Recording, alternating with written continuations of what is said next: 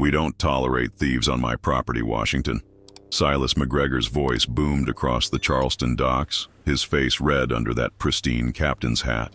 He was the marina owner, a man whose family had owned half the waterfront for a century, and I was just a shrimper whose word meant nothing. He put a hand on my chest and shoved me back, the humiliation burning hotter than the South Carolina sun as everyone watched him fire me. A week later, desperate for a catch, my boat's winch screamed. The net snagged on something impossibly heavy near Bull's Bay. It wasn't a wreck. As I hauled it from the murky depths, a shape emerged from the water. A dark, iron-strapped chest, looking like it had been sleeping on the ocean floor for centuries. My heart pounded against my ribs. What would you do? Would you have the courage to open it? Subscribe and let me know where you're watching from, because you won't believe what happened next. My name is Isaac Washington, and I'm 38 years old. For every one of those years, the sea has been my keeper. It was my father's keeper, and his father's before him. We're men of the tides, born with salt in our blood and the smell of pluff mud in our souls. My world is the deck of the Sea Ghost, a boat that's more rust than paint, a relic my father left me along with a lifetime of debt and the knowledge of every hidden creek and oyster bed from Charleston Harbor to Bull's Bay. Life out here isn't about getting rich, it's about getting by. It's the early mornings when the sky is the color of a bruised peach, the burn of the ropes on your hands, the constant hum of the old diesel engine that's more prayer than mechanics. It's an honest life, but honesty doesn't earn you respect, not in a city built on old money and older prejudices. For men like me, respect is a currency we can never seem to earn, only borrow for a moment before it's snatched away. And the man who was always there to snatch it was Silas McGregor. His family owned the marina, the fuel dock, the repair shop. Basically, they owned the water, and we just worked on it. He was a man made of starched white shirts and a permanent sneer, who looked at shrimpers like me as if we were barnacles on the hull of his pristine yacht. The humiliation wasn't a single event. It was a slow, steady drip, like water torture. It was the way he'd call me boy in front of the tourists. It was the way he'd forget to pay me for the net mending work I did on the side, forcing me to ask for my own money like a beggar. He'd make a show of it, pulling a wad of cash from his pocket and slowly peeling off a few crumpled bills, saying something like, "Try not to spend it all in one place, Washington." The other fishermen would just look down at their boots, nobody wanting to catch McGregor's eye. They had families to feed too. The day he fired me was the culmination of it all. It was a blistering July afternoon, the air so thick you could drink it. He cornered me on the main dock right as the charter boats were coming in, loaded with sunburned tourists showing off their catches. He accused me of stealing a brand new GPS unit from his supply shed. I'd never stolen a thing in my life. My father taught me that a man's name is all he truly owns. But McGregor didn't care about the truth. He wanted an audience. He wanted a spectacle. "I run a clean operation here," he boomed, his voice echoing across the water. "We don't tolerate thieves on my property." He jabbed a finger at my chest. I just stood there, my shrimp-stained clothes suddenly feeling like a convict's uniform. I tried to speak, to defend myself, but the words caught in my throat. I could feel dozens of eyes on me, the tourists, the other captains, the deckhands. I saw pity in some, and in others, a flicker of satisfaction. He shoved me, a hard, deliberate push that sent me stumbling back a step. "Get your wreck of a boat off my dock and don't come back," he spat. The shame was a physical thing, a hot, suffocating blanket. As I walked the long plank back to the Sea Ghost, his laughter followed me, sharp and cruel. That night, I couldn't eat. I just sat in the dark, the sound of his voice and the feeling of all those eyes burning into my memory. A week passed. The lost income from the net mending job was hitting hard. The fuel tank was nearly empty, and my mother's prescriptions were due. Desperation is a powerful tide. It pulls you out into waters you know you shouldn't be in. So I took the Sea Ghost out further than usual, towards a choppy patch near the old shipping lanes, a place most shrimpers avoid because the seabed is a graveyard of wrecks and debris. I was dragging my nets, praying for a lucky catch, one good haul to get me through the week. The sun was starting to dip low, painting the sky in strokes of orange and purple. The engine chugged along, a familiar, comforting rhythm in the quiet of the open water. And then it happened. Without warning, the boat lurched violently to the side, nearly throwing me off my feet.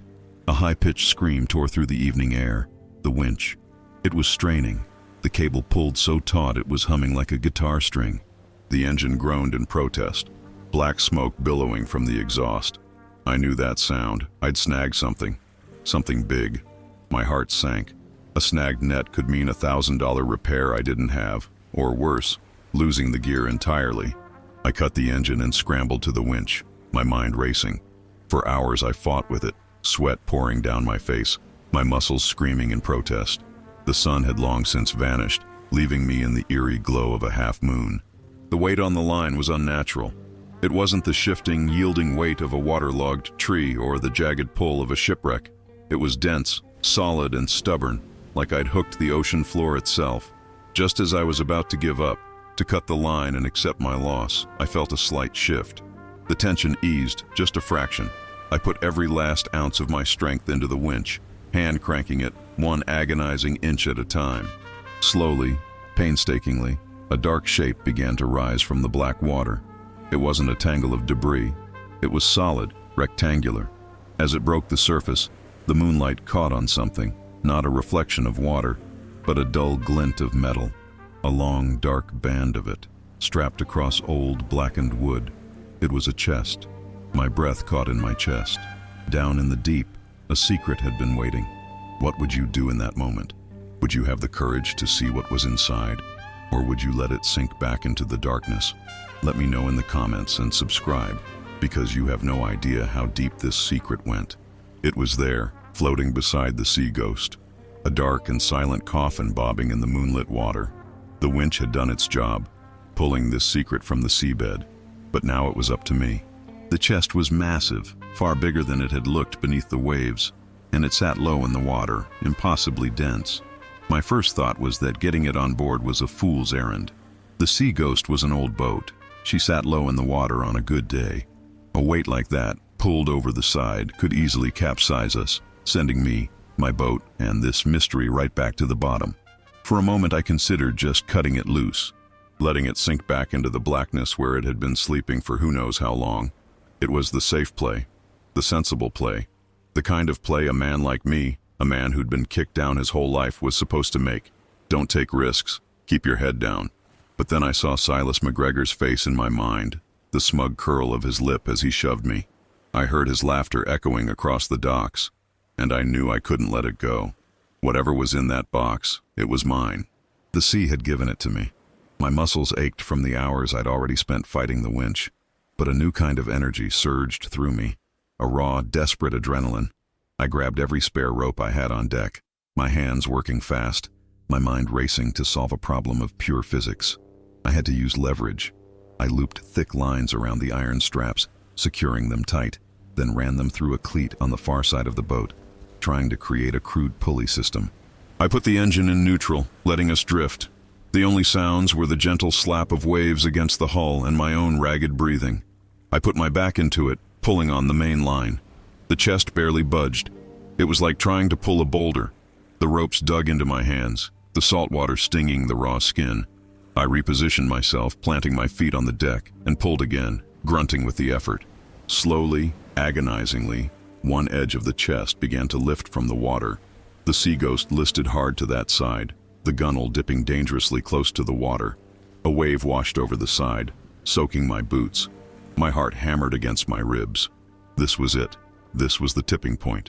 One wrong move, one slip, and we were both going under. Doubt screamed in my head. "What are you doing, Isaac? This is crazy. It's probably full of mud and rocks. You're going to lose your boat, your only inheritance for a box of mud." But beneath the fear, another voice, a quieter one, whispered back, "What if it isn't? What if this was the one time life wasn't rigged against me? What if this was my chance?" I ignored the groaning of the boat's old timbers and the burning in my shoulders. I focused on that single edge of the chest, now slick with seawater and algae. I heaved with everything I had left, a guttural yell tearing from my throat. The chest scraped against the side of the hull, a horrible, grating sound of ancient wood on old fiberglass. It tilted, balanced precariously on the edge of the deck for one terrifying second. I threw my entire body weight against the ropes, and with a final shuddering thud, it crashed onto the deck. The impact shook the entire boat. The Sea Ghost rocked violently, then slowly settled. The chest lay there, dark and immense, looking like an artifact from another world. I collapsed beside it, my chest heaving, my body trembling with exhaustion and relief. I just lay there for a few minutes, staring up at the stars, the smell of brine and ancient waterlogged wood filling the air. When I finally caught my breath, I crawled over to it. I ran my hands over the surface. The wood was black, hard as stone, its grain erased by centuries in the deep. The iron straps were thick as my arm, fused with rust but unbroken. In the center of the lid was a lock, a heavy, intricate thing of pitted brass, now green with age. There was no keyhole I could see, just a solid face of metal, sealed tight. I tried to find a seam, a weak spot, anything, but it was like it had been forged in one piece. There was no opening it out here. I had to get it home. The trip back to my little shack tucked away in the marsh was the longest journey of my life. Every light I saw on the water, every distant boat engine I heard, sent a jolt of pure paranoia through me. I felt like the whole world was watching. I'd covered the chest with an old tattered tarp, but it felt as conspicuous as a mountain on my small deck. I docked the Sea Ghost in the narrow hidden creek behind my place, where the spartina grass grows high and hides you from the world. Getting the chest from the boat to my shack was another back-breaking ordeal. I used an old dolly with rusty wheels, dragging and pushing it over the uneven ground, the 100 yards feeling like 100 miles. Finally, it was inside, sitting on the worn floorboards of my one-room home, dominating the small space. It looked even more alien here, a piece of a forgotten history dropped into a life defined by getting by day to day. I stood over it, my heart pounding a nervous rhythm. This was it, the moment of truth. My hands were shaking as I grabbed my tools, a heavy hammer and a long rusty crowbar I used for engine work. I placed the tip of the crowbar against the seam where the lid met the body, right beside the lock. I lifted the hammer, and I hesitated. Every failure, every insult, every time I'd been told I wasn't good enough, it all came rushing back. What if McGregor was right? What if I was just a thief, stealing something I had no right to? What if opening this box unleashed more trouble than I could ever handle? All I had to do was pry. One sharp strike of the hammer, and everything could change. Or everything could get 1,000 times worse. All my life I'd been dealt a certain hand. This felt like grabbing a whole new deck of cards from the dealer. You have to ask yourself, standing there in my shoes, with the weight of your whole life pressing down on you and an impossible mystery at your feet, would you have the courage to strike that blow? Would you be brave enough to pry open your own fate? Subscribe to the channel, because what I found when that lock finally broke, it would change everything you think you know about treasure. The hammer felt impossibly heavy in my hand. I stood there in the dim light of my shack, the air thick with the smell of salt and ancient waterlogged wood. The chest sat on my floor like a dark monument to a life I never knew. Every doubt, every fear, every voice that had ever told me I was nothing screamed in my head to just walk away, to push this thing back into the creek and let the sea reclaim its secrets. But then I saw McGregor's face, that smug, dismissive sneer. I saw the pity in the eyes of the other fishermen, and I knew I couldn't. My fate was sealed inside this box, for better or for worse. I took a deep breath, the air tasting of rust and destiny, and I swung the hammer. The sound wasn't a loud crash, but a deep, resonant thud that vibrated through the floorboards and up into my bones. I wedged the crowbar into the crack I'd made and put all my weight on it. For a second, nothing happened. The iron bands held fast, a testament to a craftsman long dead. I grunted, my muscles screaming, my knuckles white. Then came a sound like a giant sigh, a low, tortured groan of wood and metal giving way. The rusted lock shrieked and then snapped with a sharp crack that echoed in the small room. The seal was broken. My hands were trembling so badly I could barely grip the lid. I lifted it. It was heavy, far heavier than old wood had any right to be. As I raised it, a strange smell hit me. Not the musty odor of decay I expected, but something else. Something clean, metallic, and strangely sterile, like the air after a lightning strike. And then I saw it. It wasn't gold coins. It wasn't a pirate's bounty. It was light, a blinding, impossible light that erupted from the chest and filled my dusty shack with a kaleidoscope of fire. My eyes struggled to adjust. I blinked, thinking I was imagining it, but it was real. Lying on a bed of what looked like rotted black velvet were jewels. Not just a few pieces, The chest was filled to the brim. Tiaras crusted with diamonds so large they looked like chunks of ice, each one catching the light from my single bare bulb and shattering it into 1,000 rainbows on the walls. There were necklaces made of emeralds the size of robin's eggs, their green so deep and pure it was like looking into the heart of the ocean. Sapphire rings the color of a twilight sky, rubies that burned like embers. I reached in, my rough, calloused fingers touching a string of pearls. They were cool and heavy, impossibly smooth. This wasn't just treasure. This was art. This was history. Tucked into a velvet fold, I saw a dark cylinder sealed with wax. I carefully worked it free. It was a tube, and inside a rolled piece of parchment. My hands shook as I broke the seal and unrolled it. The script was elegant, faded, and written in a language I couldn't read, but I recognized a few words from history class, and one phrase, written with a flourish at the bottom, stood out. Pour Lorraine. For the Queen. I knew I couldn't take this to a local pawn shop. This was something else entirely. Through a cousin who knew a guy who'd done some time, I got the name of a discreet appraiser in Atlanta, a man who dealt in estate acquisitions and didn't ask questions. I took one piece, a single heavy brooch with a blue stone in the center, wrapped it in an old t-shirt, and drove the 5 hours with my heart in my throat. The appraiser was a small, bald man with glasses so thick they made his eyes look like they were swimming. He took the brooch into a back room. He was gone for a long time. When he came back, he was pale, and his hands were shaking worse than mine had been. He sat down heavily and just stared at me. "Where?" he whispered, his voice hoarse. "Did you get this?" I just told him it was a family heirloom. He didn't believe me, but he didn't press. He slid a piece of paper across the desk. On it was a number. I looked at it and my brain just stopped working. The single brooch, he said, was worth over $2 million. He then asked if there was more. I nodded slowly. He took a deep breath. "Based on the cut, the clarity, and the historical setting, if you have a chest full of this, you're not looking at millions. You're looking at a fortune from a lost world, a lost royal shipment from the French Revolution, maybe. Something historians have only ever speculated about." He did some calculations, his pen scratching frantically. He looked up at me, his eyes wide. "We could be talking north of $200 million, maybe 220, maybe more. $220 million. The words didn't even sound real. It was a number from a different planet, a number that had nothing to do with a life spent worrying about the price of diesel and mending nets. I drove back to Charleston in a daze. The world outside my truck window looked the same, but it wasn't. Everything had changed. The first thing I did wasn't for me. I went to the marine supply shop, not McGregor's, but a competitor across the harbor, and I bought a brand new diesel engine for the Sea Ghost. I paid in cash, peeling off $100 bills from a thick stack. The owner just stared at the money, then at me, his mouth hanging open.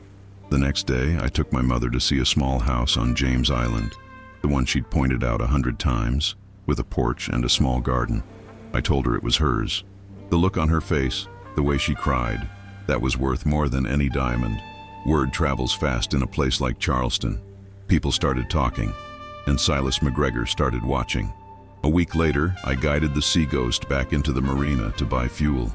The new engine was so quiet, you could barely hear it purr. It was a world away from the old one's rattling cough.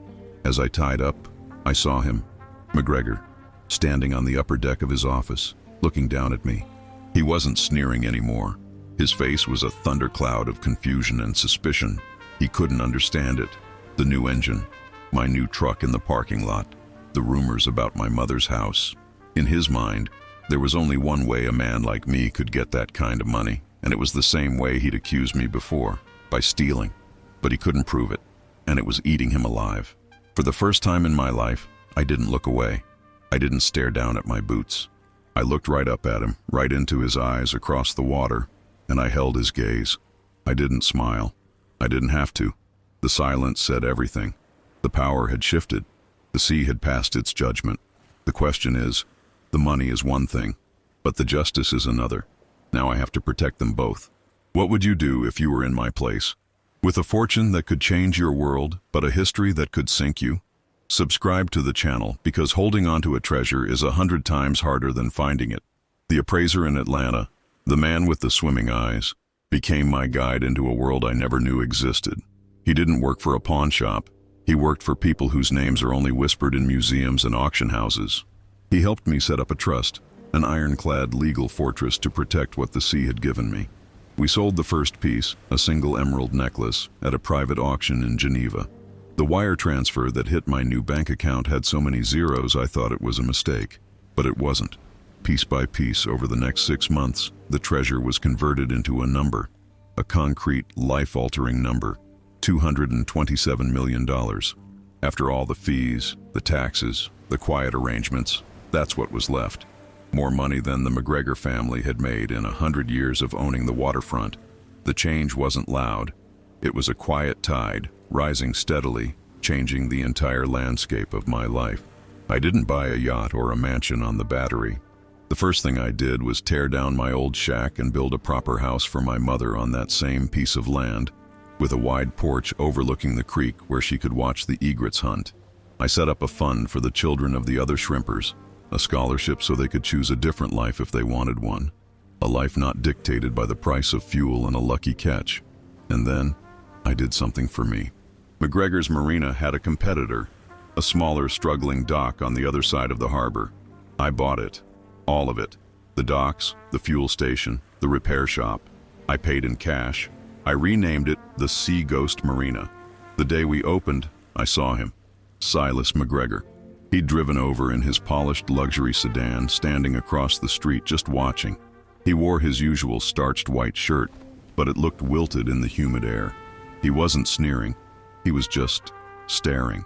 Staring at the brand new docks, the freshly painted signs, the line of boats waiting to buy fuel from me.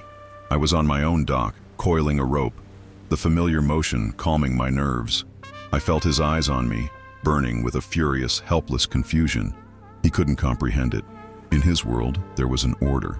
Men like him were on top, and men like me were on the bottom. I had broken the rules of his universe, and he had no idea how. I walked over to him. I didn't say a word, just stood on my side of the street looking back at him. He finally found his voice, a low, venomous rasp. "Where did you get it, Washington? Who did you rob?" The accusation was the same, but the power behind it was gone. It was just the pathetic hiss of a man who had lost control. I looked at him, at his expensive watch and his polished shoes, and I didn't feel anger anymore. I felt a kind of pity. "The sea provides, Silas," I said, my voice calm and even. "You spend your whole life trying to own it, building docks and charging fees, but you don't listen to it. You never have." I turned and walked back to my marina, leaving him standing there, choking on his own suspicion. He thought I was a thief for a $100 GPS unit. What would he think if he knew I had a queen's fortune sitting in a bank vault?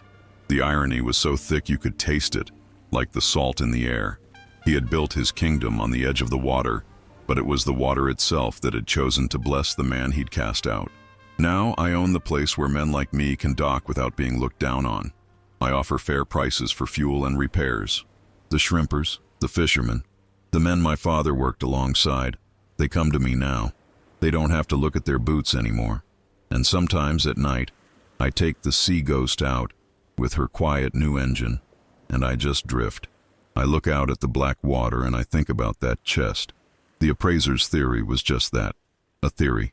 Lost French jewels. It makes a good story. But the truth is, no one knows.